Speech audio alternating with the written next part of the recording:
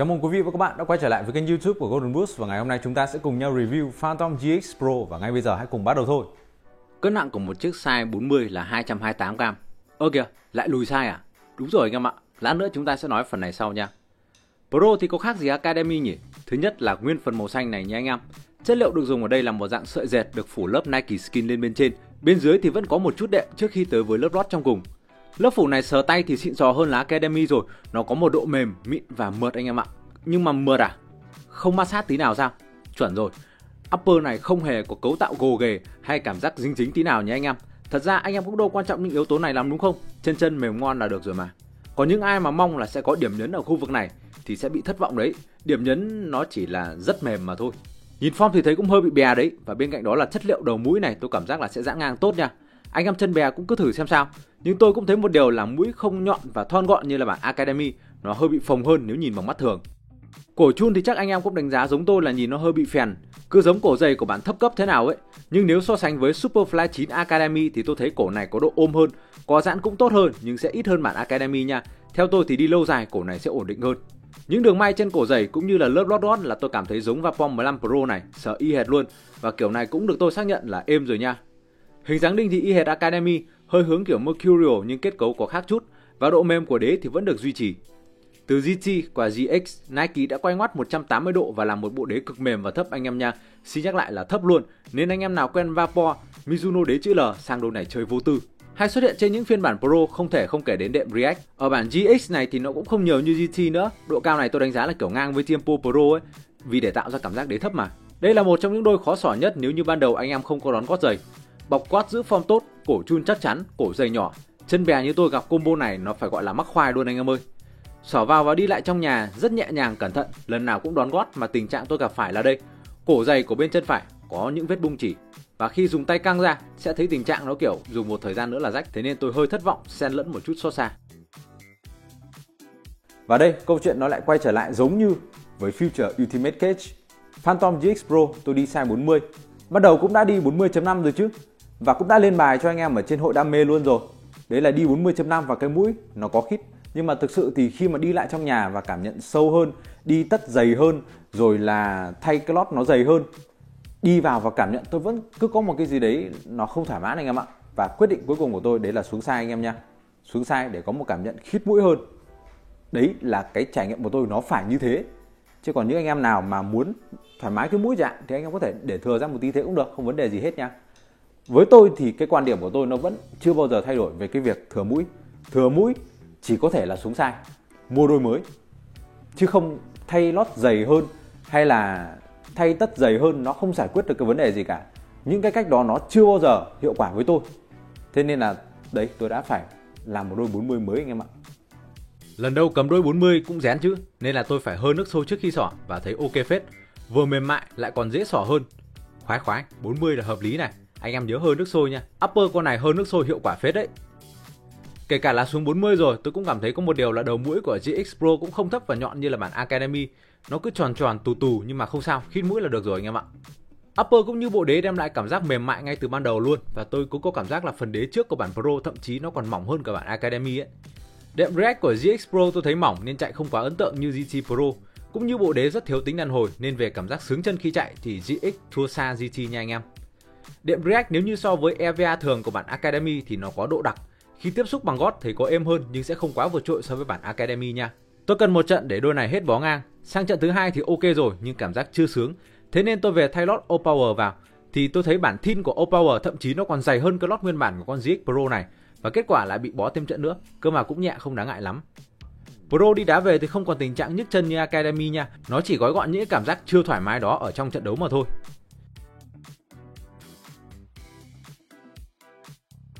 Upper mềm mịn mượt nhưng không có nghĩa là chân bóng anh em nha. Chất phủ Nike Skin vẫn rất ổn áp trong việc chạm bóng, điều khiển bóng rất dễ làm quen và có thể xếp vào là một trong những mẫu giày đem lại cảm giác bóng thích nhất hiện nay.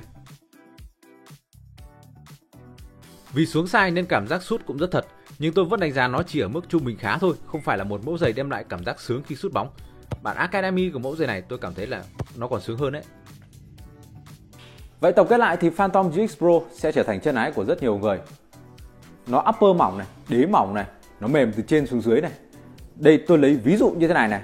Cho những anh em nào chơi Mizuno này, và là anh em nào hoặc trải nghiệm Mizuno rồi mà chưa thích lắm thì mẫu giày này anh em có thể thử nha. Nếu như anh em thích Mizuno mà anh em không muốn lo lắng về cái tình trạng là upper da thật nó bị bong tróc theo thời gian nếu như mà gặp nước hay là một số cái yếu tố ngoại cảnh nào đó.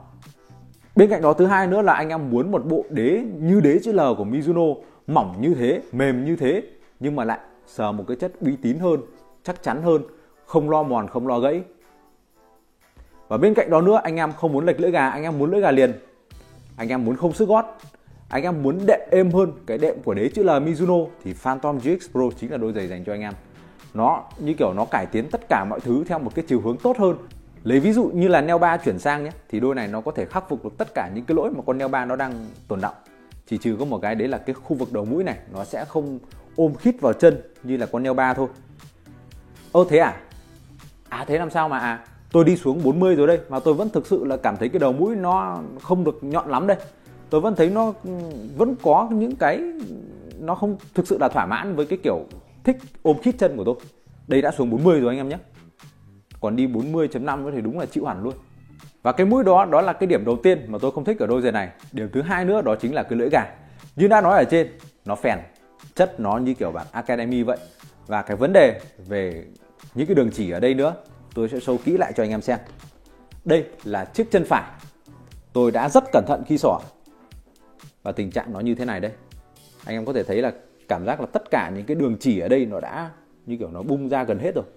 Và khi mà ấn tay vào thì nó vẫn có những cái khe hở tạo ra ở những cái đường chỉ này. Rất là lo lắng là đi một thời gian nữa là liệu nó có rách luôn ra không. Nhưng về mặt trước mắt là về mặt thẩm mỹ đã nha. Về mặt thẩm mỹ thì những cái sợi chỉ ở đây nó đã bung tòe loe hết ra rồi. Và thế là nó không đẹp mắt lắm đâu. Nên là anh em thực sự phải cẩn trọng khi mà chân bè mà xỏ vào đôi này nhé. Chân bè xỏ thì thoải mái. Nhất là khu vực đầu mũi này. Nó giãn rất tốt luôn nha. Giãn rất tốt, rất nhiều cái khoảng không để giãn cho anh em.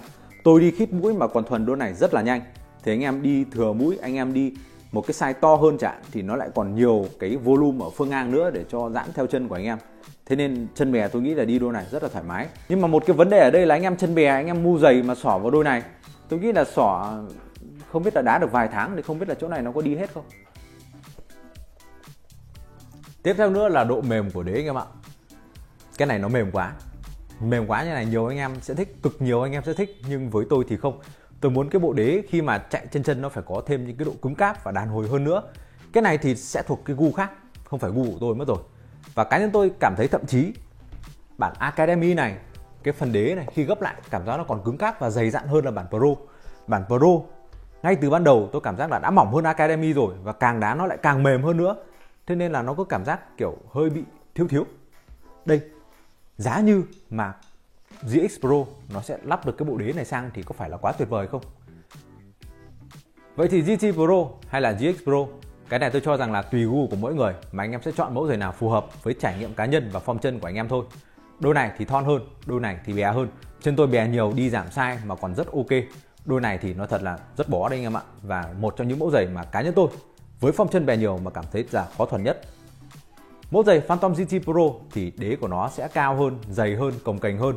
Bên này thì đế mềm mỏng, thấp thực sự. Bên cạnh đó là sang upper nha. Upper thì mềm mịn mượt. Còn GT Pro nó sẽ có một cái upper kiểu cứng cáp hơn và có phần là gai góc hơn ở trên cái bề mặt, sờ nó miết, nó rát tay hơn anh em ạ. Chân tôi là dài 25,5cm, ngang là 10,5cm, đo khi đã đi tất và được tính là bè nhiều. Mẫu giày này tôi đi size 40 nha, giảm nửa size so với Nike đế TF thông thường mà tôi hay đi. Và cái này là quan điểm và trải nghiệm cá nhân của tôi. Tôi xuống size để khít mũi hơn. Còn anh em nào mà không muốn khít mũi thì cứ đi chuẩn size như bình thường nha. Và nếu như các bạn muốn mua giày bóng đá chính hãng thì địa chỉ cần ghé đó là cửa hàng Hùng Sport. Đây là một cửa hàng bán giày bóng đá chính hãng vô cùng uy tín, giá cả phải chăng, mẫu mã đa dạng. Ngoài ra có chính sách đổi size đổi mẫu cho anh em từ xa và chính sách trả góp cho anh em nữa. Link Facebook và link website là hungsportstore.vn tôi sẽ để ở dưới phần mô tả, anh em hãy nhớ bấm vào để ghé qua nha. Và trên đây là tất cả những đánh giá của tôi về Phantom GX Pro. Và nếu như các bạn có sở hữu mẫu giày này và có những đánh giá khác tôi, làm ơn hãy để lại ý kiến ở dưới phần bình luận để cho những anh em vào sau có cái nhìn đa chiều hơn về mẫu giày này nha.